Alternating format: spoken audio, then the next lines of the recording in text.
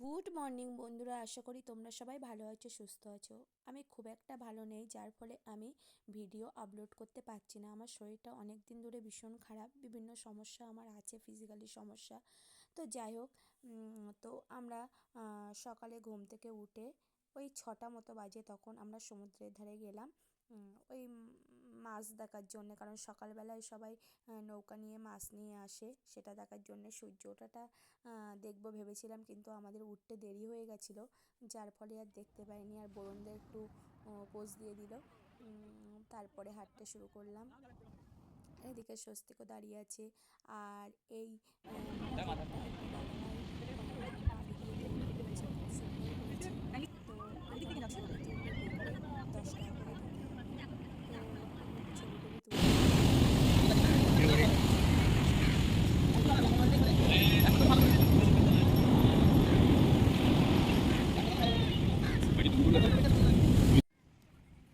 তারপরে আমরা গেলাম মাছ দেখতে।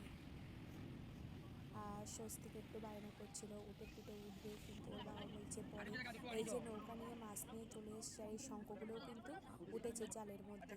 আর দেখো কত রকমের মাছ আছে এইখানে।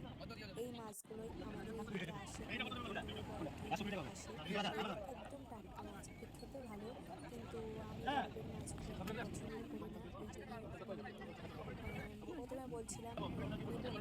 তো তারপরে দেখো নেই কি না নেই সেটা দেখতে থাকো। আর দেখো এই মেয়েটা কাঁকড়াটায় হাত দিয়ে কি সুন্দর করে দেখছিল, বাবা আমার তো ভয় লাগছিল। আর আমাদের এই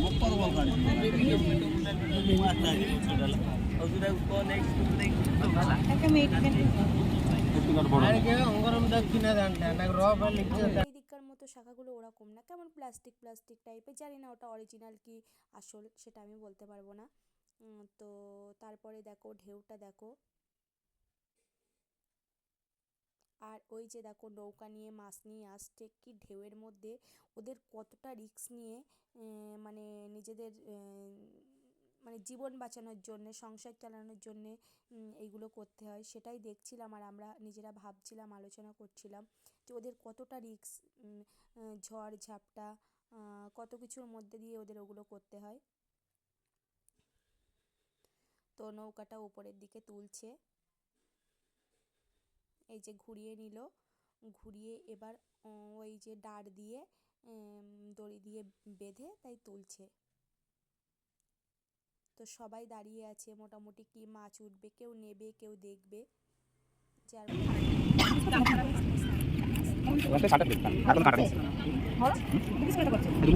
তারপরে বলছে নেই, না খাও না খাও। তো নিয়েছিল, তো 5টা মাছ 200 টাকা না 250 টাকা নিয়েছিল। আর এদিকে তারপরে আমরা ওই মাছগুলোকে ফ্রাই করে, ওই পাশে একটা সমুদ্রের ধারেই একটা কাকুর দোকান থেকে ফ্রাই করে আমরা সবাই খাওয়া দাওয়া করে আমরা চলে গেছিলাম।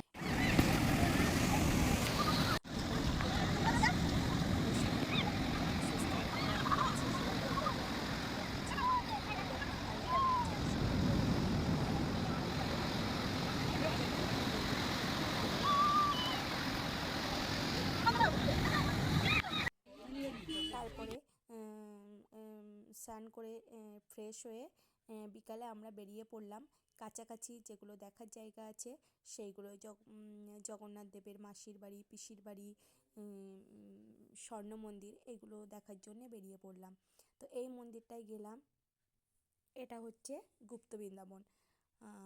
গুপ্ত বৃন্দাবন হচ্ছে মথুরাতে যেমন বৃন্দাবন আছে, এটা একটু ছোট টাইপের।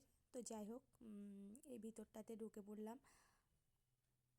আর ওই যে রাধাকৃষ্ণ আছে, কিন্তু দূর থেকে গেট দেওয়া, অতটা বোঝা যাচ্ছে না, তবু যেটুকু ক্যামেরায় আনা যায় আমি এনেছি।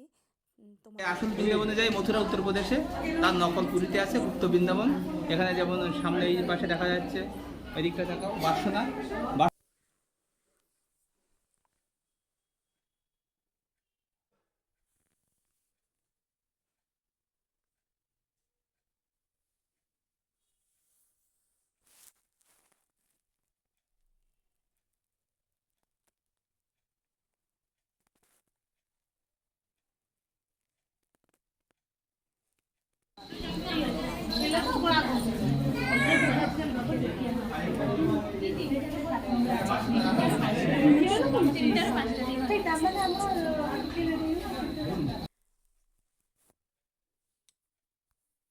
তারপরে ভিতরের দিকে চলে এলাম। এটা হচ্ছে সরস্বতী ঠাকুর, এটা শ্রী চৈতন্যদেব মহাপ্রভু। তারপরে আরও ভিতরের দিকে চলে এলাম।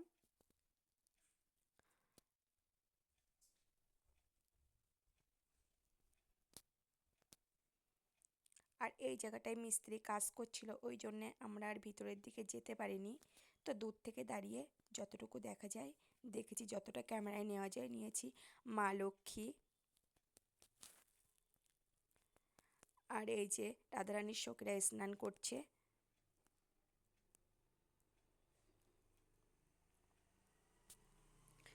তারপরে আস্তে আস্তে আরও ভিতরের দিকে গেলাম।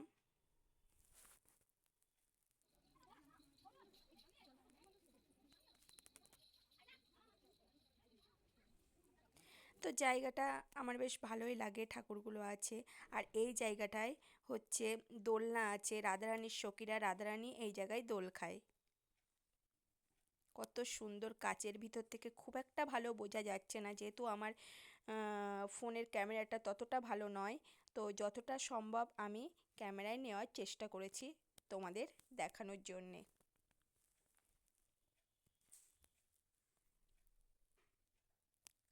আর ওই দূরে পুকুরটাতে পদ্ম ফুল ফুটে আছে, কি সুন্দর লাগছে দেখতে।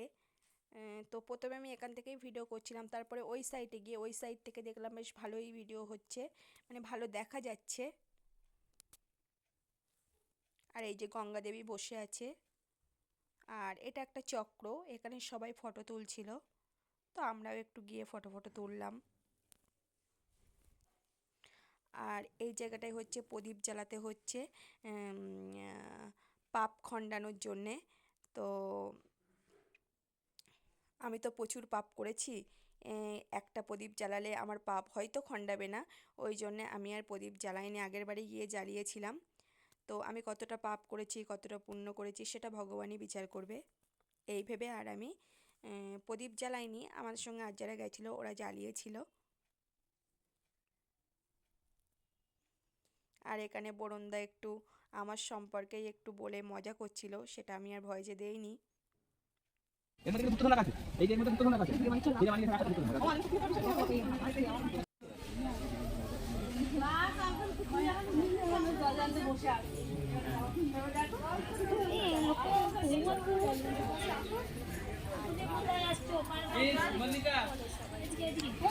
ধান ডাকা আছে।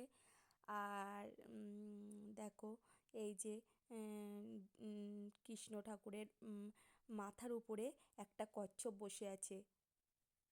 কচ্ছপটা কিন্তু মানে অরিজিনাল কচ্ছপ, এই পুকুরটার মধ্যে অনেক কচ্ছপ আছে।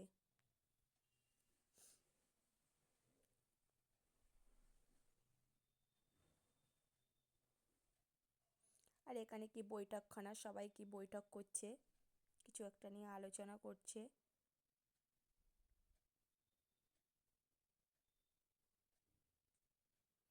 তারপরে আমাদের সব দেখা হয়ে গেছে, এবার আমরা বাইরের দিকে বেরিয়ে যাব, আমাদের গাড়ি পার্কিং করা আছে। তারপরে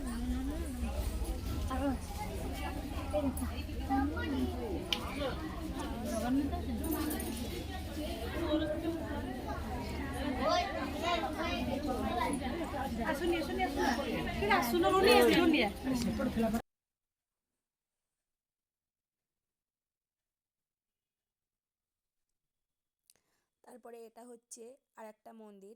তো এই বাইরের এই যে শিব ঠাকুরটা খুব সুন্দর। আমি আর ভিতরে যাইনি, কারণ আমার শু পরা ছিল, জুতো খুলতে হবে, ওই জন্যে আমি আর যাইনি। আর এর আগেও আমি 3বার দেখেছি, ওই জন্যে যাইনি। আমি বাইরে থেকে একটু ফটো তুলে, আমার সঙ্গে আর যারা গেছিলো ওরা সবাই গেছিলো। তারপরে আরেক জায়গায় গেলাম, এটা হচ্ছে জগন্নাথ দেবের পিসির বাড়ি। আর এই জায়গাটা কত সুন্দর দেখো, আর সন্ধেবেলা তো খুব সুন্দর লাগছিল, খুব সুন্দর। আর এই যে গেট,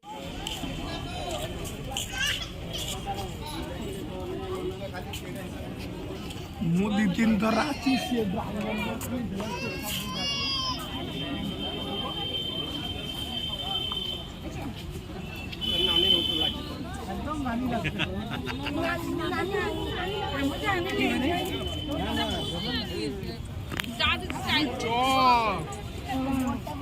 লাল ঢাকা মা তো পারতে পারবে না। চন্দন সরোবর পিসির বাড়ি বৈশাখ মাসে এখানে ঠাকুর আসে এই মন্দিরে 21 দিন নৌকা থেকে ঘুরে। আর পুরী থেকে আসলে 3টি হলো মুখ্য মন্দির। বড় মন্দিরে গেলে আমানি জল পাবে, মাসির বাড়ি গেলে বিদুরে খুদ খাবে, এইখানে পিসির বাড়ি আসলে একটু ঝাঁটা বাড়ি খেতে হয়। রথের দিনে রাজা কি করে? ঝাঁটা বাড়ি করে। সেই জন্য পিসির বাড়ি ঝাঁটা বাড়ি গায়ে লাগলে যায় রূপ ছেড়ে হাত জোর করে কুন্তি দেবী বলে প্রণাম করো, এখানে একটু ঝাঁটা বাড়ি খাওয়া যাও। এটা তোমাকে ঠাকুর দিয়েছে। আসতে হলে চন্দ্রভাগা যে আসে না, সূর্য উদয় ভোরে গিয়া এখানে বালু টালু স্নান করিয়া এইখানে স্নান করে ভিতরে ঢুকিয়া স্নান টান করিয়া লক্ষ্মীর দর্শন করে ওখানে যে লক্ষ্মীর যে প্রসাদ আছে না ওটি দিয়ে পাইতে। এটা হলো নিয়ম। আর এমনি তারপরে নিজেকেও একটু ক্যামেরা বন্দি করে নিলাম।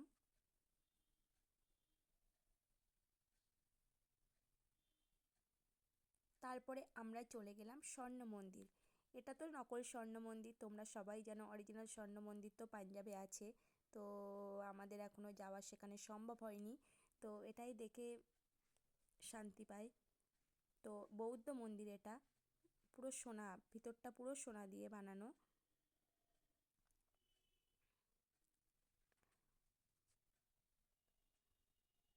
তো সবসময় ওখানে তালা লাগানোই থাকে, আর বাইরের চারিদিকটা ঠিক এরকম।